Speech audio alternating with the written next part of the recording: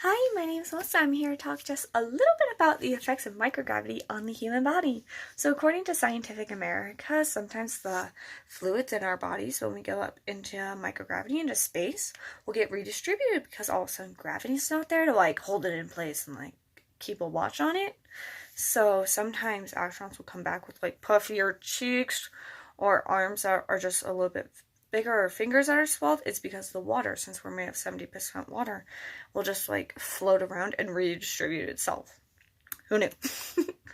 And so Wendy B. Lawrence, she also said that sometimes this also goes along with a study by Scientific America, say that astronauts can get disoriented once they're back on Earth and sometimes in space.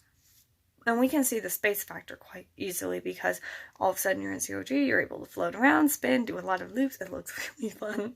So it's easy to see how they would get disoriented because all of a sudden there's not a plainly obvious up, down, left, right.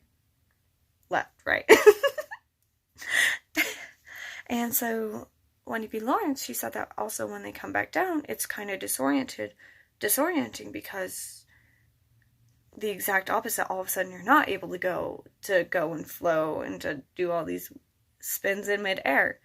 And she says that you also have to reacclimatize back down to Earth, which I thought was a little weird because you've been there for several decades. You're like, wow, I'm so used to this. A couple months of microgravity won't affect you.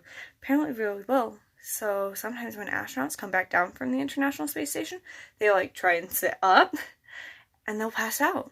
Because of the gravity difference, and their body's not used to having to hold up their own weight, that it's happened so often that astronauts will pass out that they have people now waiting to carry the astronauts to their next destination into the cars. Because if they try to, they'll just pass out. And often, the core workout that comes with sitting up, which we don't think about because we've done it all our life on Earth, astronauts sometimes take up to a year to try and sit back up by themselves because the strain and the gravity is just so different. And then Chris Hadfield mentioned that one time, right after he got off of the International Space Station, he was supposed to give a lecture, and he thought it was so weird because he had to kind of relearn how to talk a little bit because he was so used to being able to talk with a weightless tongue. And we're on Earth and we don't really notice it. But just like everything else, our tongue is weighted, and you had to relearn that because microgravity made it feel weightless.